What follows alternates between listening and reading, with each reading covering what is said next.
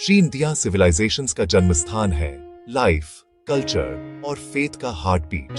यहाँ से खेतों को पानी मिलता है, जंगल सांस लेते हैं और शहर अपनी प्यास बुझाते हैं। नदियां इकोसिस्टम्स की बैकबोन है। फिश, बर्ड्स, वाइल्ड लाइफ सब उन पर डिपेंड करते हैं।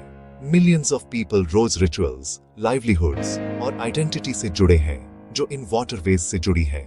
पर आज यही नदियां एक अनप्रेसिडेंटेड क्राइसिस में हैं।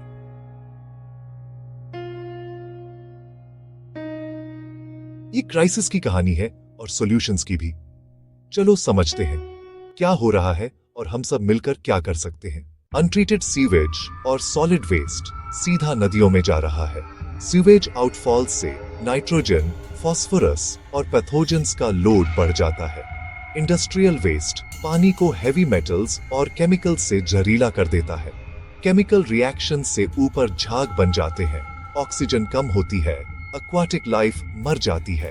Uncontrolled urbanisation, river side settlements और इंक्रोचमेंट बहाव को रोक रहे हैं। फ्लड प्लेन्स सिकुड़ती जा रही हैं, नदी की नेचुरल ब्रीदिंग स्पेस खत्म हो रही है।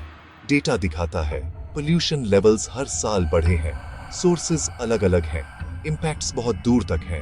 इलीगल सेटलमेंट्स में बेसिक सैनिटेशन नहीं है, ड्रेन सीधे नदी में खाली होते हैं।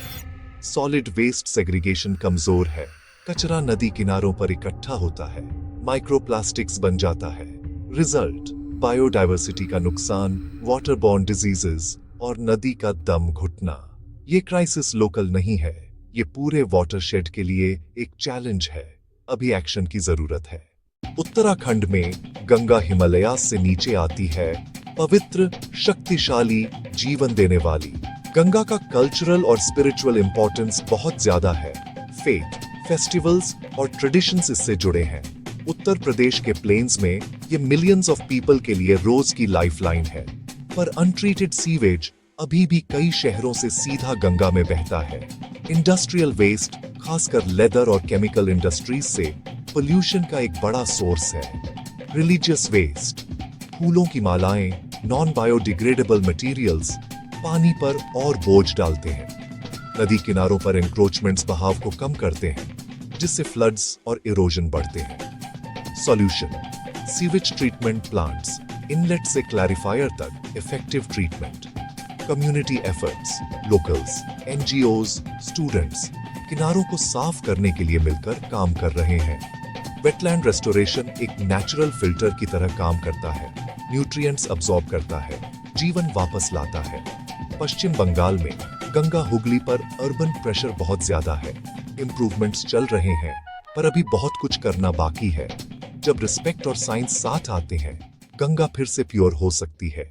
दिल्ली के पास यमुना में झाग, कचरा और काला पानी बहना आम बात है। दिल्ली का एक छोटा सा हिस्सा यमुना के 70% पोल्यूशन के लिए जिम्मेदार माना जाता है। डोमेस्टिक सीवेज बिना ट्रीटमेंट के ड्रेन से नदी तक पहुंचता है। ऑर्गेनिक लोड बहुत ज्यादा है। सॉलिड वेस्ट और प्लास्टिक बहाव को रोकते हैं। अपीयरेंस और हेल्थ दोनों पर असर पड़ता है। डिटर्जेंट्स और फॉस्फेट से केमिकल फोम बनती है, जो इकोसिस्टम का दम घोंट देती है। फ्लड प्लेन में इंक्रोचमेंट नदी की चौड़ाई और नेचुरल स्प्रेड को कम करता है। मैप पर देखो, वाजिराबाद से ओखला तक के पोल्यूटेड इनफ्लो पॉइंट्स सबसे ज्यादा सिवियर हैं। पीओडी, सीओडी और कोलिफॉर्म लेवल स्टैंडर्ड से ऊपर हैं।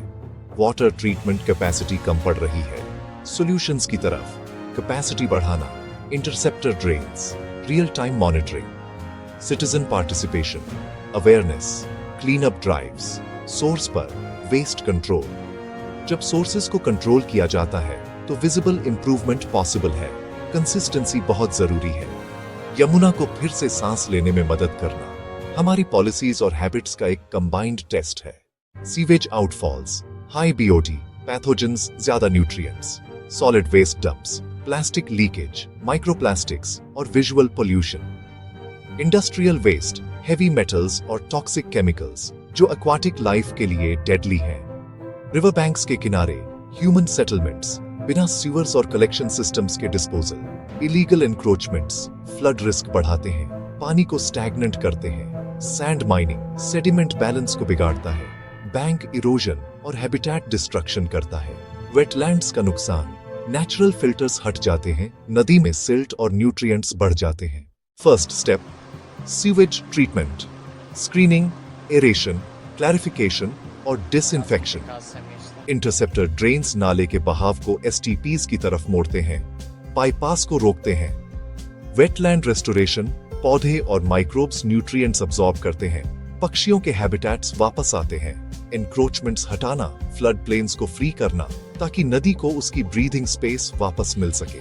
नदी के नेचुरल फ्लो को रिस्टोर करना, side channels, refill pools, base flow conservation, community cleanup campaigns, weekend drives, local leadership, लगातार मॉनिटरिंग, वेस्ट सेग्रीगेशन और recycling, source separation, MRFs, circular economy, standards का कंप्लायंस, रियल टाइम डेटा और strict enforcement improvements को sustainable बनाते हैं। Result, साफ किनारे, पक्षियों का वापस आना, हेल्थी फ्लो, होप रियलिटी बन जाती है। रिवर रिजुविनेशन सिर्फ गवर्नमेंट की रिस्पॉन्सिबिलिटी नहीं है, ये हम सबकी शेयर्ड रिस्पॉन्सिबिलिटी है। छोटे स्टेप्स, पेड़ लगाना, कचरा न फैलाना, पानी को समझदारी से इस्तेमाल करना। जब लोकल नॉलेज और साइंस साथ आते हैं, सॉल्यूशंस लास्टिंग बनते हैं। जब हम मिलकर काम करते हैं तो नदियां एक बार फिर जीवन से भर उठती हैं। चलो अभी शुरू करते हैं, हमारे पानी के लिए, हमारे कल के लिए।